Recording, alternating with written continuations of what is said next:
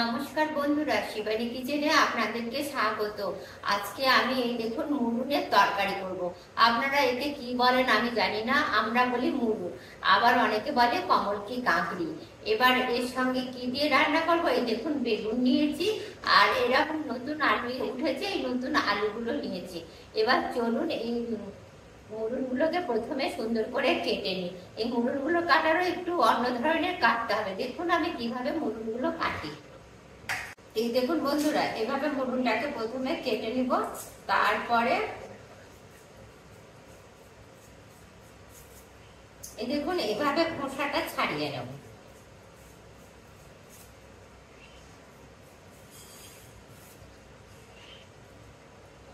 এই মুরুনটা খেতে না খুব সুন্দর লাগে।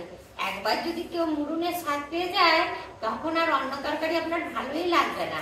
আর এইটা না খুব উপকারীও, পেট ঠান্ডা করে, আবার অনেকে বলে বুদ্ধি শান দেয়, অনেক কিছুই হয়।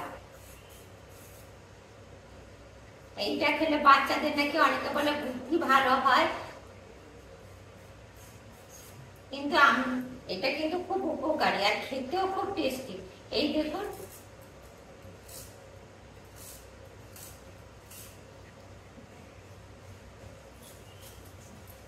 এইভাবে দেখুন কেটে নিতে হবে, দেখেছেন? এরকম করে কেটে নিতে হবে গোল গোল করে।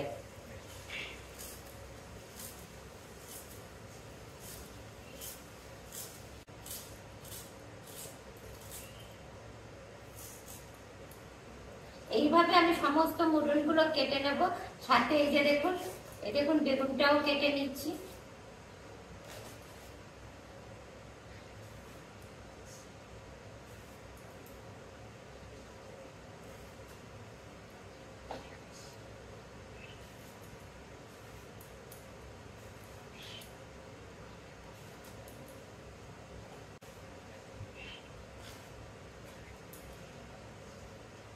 এবার এই দেখুন আলুটা কেটে নিচ্ছি।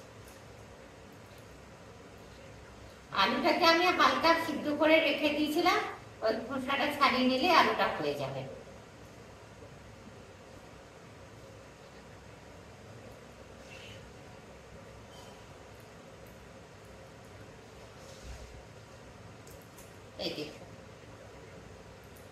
এই দেখুন এইভাবে আলুটা কেটে নিচ্ছি, দেখেছেন? এই দেখুন বন্ধুরা, কড়াটা গরম হয়ে গেছে। এবার এর মধ্যে আমি পরিমাণ মতন একটুখানি সর্ষের তেল দিয়ে দিলাম। তেলটা যাতে না কোথাও ছিটকায়, ওই জন্য একটুখানি হলুদ দিয়ে দিলাম। এবার এর মধ্যে এই দেখুন একটুখানি শুকনো লঙ্কা দিয়ে দিলাম ফোড়ন, আর একটুখানি গোটা জিরা ফোড়ন দিয়ে দিলাম। এবার এর মধ্যে এই ফোড়নটা ভাজা ভাজা হয়ে গেছে, এই যে মুরুনটা এর মধ্যে দিয়ে দিলাম। দেখুন হলুদ একটু দিয়ে দিলাম, ধনে গুঁড়ো দিলাম, একটু লাল লঙ্কার গুঁড়ো দিলাম, দিচ্ছি লবণ। এবার লবণটা আর একটু পরে দেখে দিব। এবার এটাকে আমি একটুখানি নেড়ে নেব, দিয়ে এটাকে আমি একটু ঢাকা দিয়ে দিলাম। এবার চলুন দেখি, ঢাকাটা খুলে দেখি ভাজাটা কতটা হলো।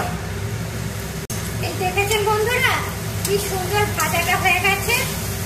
এই মুরুনটা না ভাজলে না একটা কাঁচা কাঁচা গন্ধ থাকে, আর এই মুরুনের তরকারিতে একটু তেলও ভালো লাগে। এই দেখুন ভাজা হয়ে গেছে। এবার এর মধ্যে আমি এই দেখুন জল ফেলে দিচ্ছি। মুরুনটা একটু সিদ্ধ হতে সময় লাগে, জলটা তাই একটু বেশি দিলাম।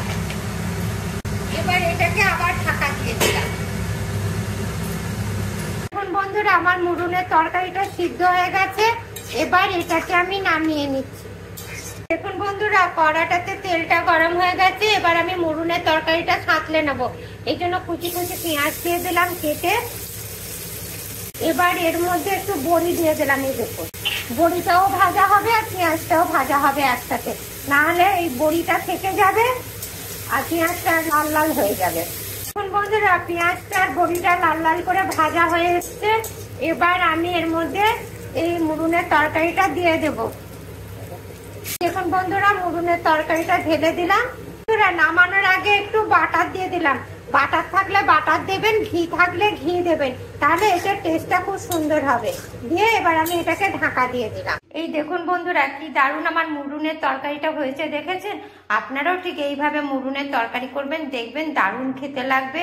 আর আমার এই রেসিপিটা আপনাদের যদি ভালো লাগে তবে লাইক করবেন, কমেন্ট করবেন, শেয়ার করবেন।